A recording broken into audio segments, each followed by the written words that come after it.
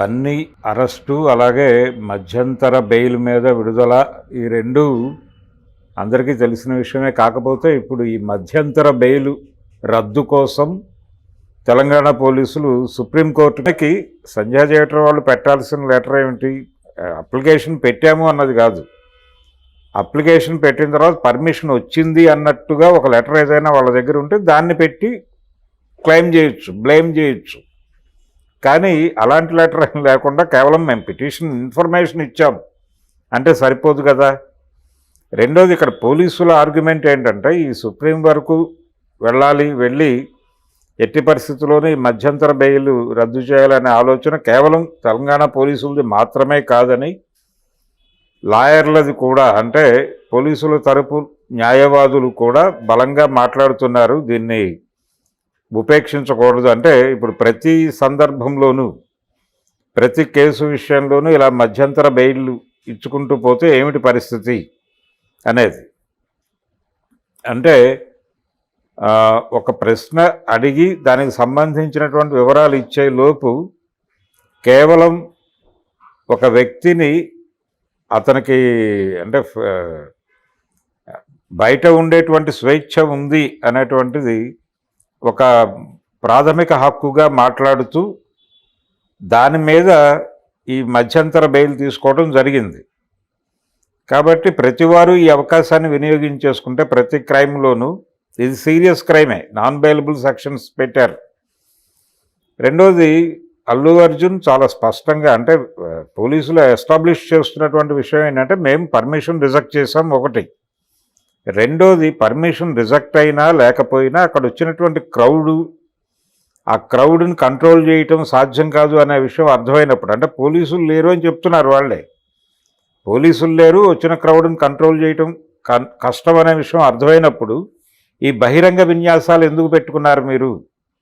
ముఖ్యమంత్రి గారు కూడా అన్నారు ఢిల్లీలో అదే మాట. ఢిల్లీలో ఆయన ఒక మీడియాకి ఇచ్చినటువంటి ఇంటర్వ్యూలో చెప్పినటువంటి మాటలు కదా ఇప్పుడు కొంత ఈ గొడవకి దారితీస్తున్నటువంటి సందర్భం. అంటే తెలంగాణ గవర్నమెంట్, ముఖ్యమంత్రి గారు కొంచెం అంతకుముందు జరిగినటువంటి ప్రీ రిలీజ్ ఈవెంట్లో ఆయన పేరు మర్చిపోయినందుకు ఆయన ఇగో హర్ట్ ఇవన్నీ చేస్తున్నాడని కదా ఒక సెక్షన్ ఆర్గ్యుమెంటు.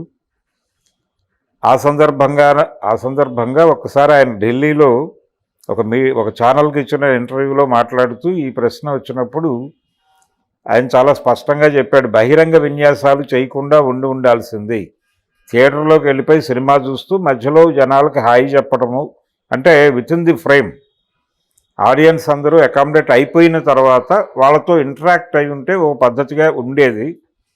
అలా కాకుండా ఆ క్రౌడ్లో మధ్యలో ఆయన ప్లేస్ లేనటువంటి ప్లేస్ ఏమాత్రము ఒక జన సమీకరణకు అవకాశం లేనటువంటి ఒక చిన్న ప్లేస్లో ఆయన విన్యాసాలు చేయటం వలన సంభవించిన నష్టం ఇది.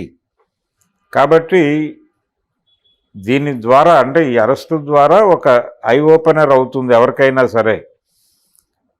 భవిష్యత్తులో ఇలాంటి కార్యక్రమాలు చేయాలంటే కొంత ఆలోచిస్తారు, జాగ్రత్తలు తీసుకుంటారు. కనీసం ఆ భయాన్ని కలిగించటం ఉద్దేశం అనేది ఆయన చెప్పాడు. భయాన్ని కలిగించటం ఉద్దేశం అని చెప్పలేదు, కానీ ఎవరికైనా చట్టం అమలు జరగాలి కదా అని చెప్పి అన్నాడు ఆయన. అలా అనుకుంటే ఇది భయాన్ని కలిగించటమే, అంటే ఒక జాగ్రత్త, ఒక కేర్, ఒక బాధ్యత వాళ్ళకి గుర్తు చేయటంగా కూడా భావించవచ్చు. అందుకని ఈ మధ్యంతర బెయిలు అనేటువంటి ఒక వెసులుబాటు చూసుకుని ఇలా ప్రతి వాళ్ళు చెలరేగిపోతే ఏమిటి పరిస్థితి, ఇది ఏ రకమైనటువంటి సందేశాన్ని ఇస్తుంది ప్రపంచానికి అనే ఉద్దేశంతో పోలీసుల తరఫు న్యాయవాదులే దీని మీద మనం సుప్రీంకి వెళ్దాము అని అంటున్నట్టుగా ఈ వార్తల్లో ఆ వాక్యం కూడా ఉంది. ఇవి నిజమా కాదా స్పెక్యులేషన్ అనేది పక్కన పెట్టేస్తే ఈ రకమైనటువంటి ఆలోచన చేయటానికి ఒక ప్రాతిపదిక అయితే కనిపిస్తోంది. అందుకని కండిషన్ మరీ ఈ లెవెల్కి వెళ్ళే లోపు క్రైసిస్ మేనేజ్మెంట్కి ఎట్లాగూ వీళ్ళు చర్యలు తీసుకోవచ్చు. అంటే నేరుగా అల్లు అర్జున్ కావచ్చు, అరవింద్ గారు కావచ్చు, వీళ్ళు వెళ్ళి ముఖ్యమంత్రి గారిని కలవటమో లేకపోతే మరొకటో ఈ కార్యక్రమాలు ఎలాగూ చేస్తారు. అలాగే దాంతోపాటు పోలీసులు ఏదైతే బలంగా ఆర్గ్యూ చేస్తున్నారో ఇక్కడ పోలీసుల వైఫల్యం అనేది వీళ్ళు ప్రధానంగా మాట్లాడే ప్రయత్నం చేస్తున్నారు. అంటే ప్రభుత్వ వైఫల్యంగా ఈ సన్నివేశాన్ని చూపించే ప్రయత్నం అల్లు అర్జున్ దగ్గర నుంచి యూనిట్ వైపు నుంచి కూడా జరుగుతోంది. అలాగే ఇద్దరు ముగ్గురు సినిమా వాళ్ళ స్పందనలో కూడా అదే ఉంది. నిజానికి యూనిట్ వైఫల్యం కూడా ఉంది దీనిలో. యూనిట్ వైఫల్యం కూడా ఉంది, దాన్ని కూడా దృష్టిలో పెట్టుకోవాల్సి ఉంటుంది. అందుకని ఆ రకమైన కన్ఫెషన్ ఎక్కడ రావట్లేదు. అంటే జరిగిన తప్పులో మా లోపం కూడా ఉండి ఉండవచ్చు, అందుకు మేము క్షమాపణ చెప్తున్నాం అనే మాట అల్లు అర్జున్ మొదట రిలీజ్ చేసినటువంటి వీడియోలోనూ లేదు.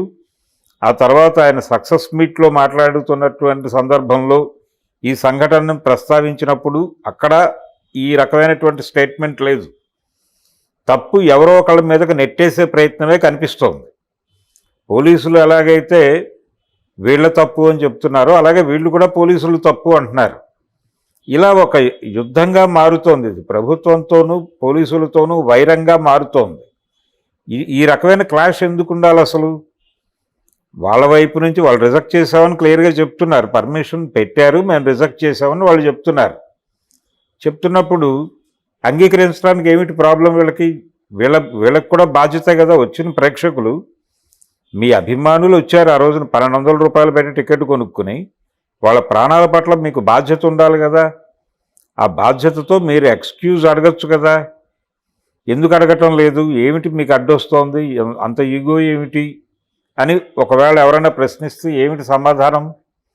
కాబట్టి కొంచెం ఈగోలు పక్కన పెట్టి కన్ఫెసివ్ టోన్లో ఆ రోజు జరిగినటువంటి కార్యక్రమంలో పోలీసుల పాత్ర, పోలీసుల వైఫల్యంతో పాటు మా రాంగ్ ప్లానింగ్ కూడా కొంత ఉండవచ్చు అని అడ్మిట్ చేస్తూ, ఒకవేళ అలాంటిది జరిగితే అందుకు బహిరంగంగా సారీ చెప్తున్నాం అని ఒక మాట అంటే ఏం పోయింది?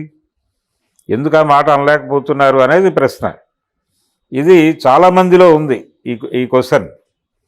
అలాగే నిర్మాతలు ఎక్కడా కనిపించడం లేదు ఈ మొత్తం వ్యవహారంలో. మైత్రి మూవీ మేకర్స్ వాళ్ళు ఎక్కడా వాళ్ళ రోల్ కానీ వాళ్ళ మాటలు కానీ ఎక్కడా కనిపించడం లేదు.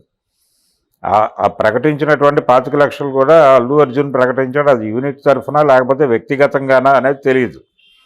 ఇప్పటివరకు మైత్రి మూవీ మేకర్స్ వైపు నుంచి ఒక్క మాట కూడా మాట్లాడలేదు. ఎక్కడా కూడా వాళ్ళ స్పందనలు కూడా ప్రాపర్గా రికార్డు కాలేదు.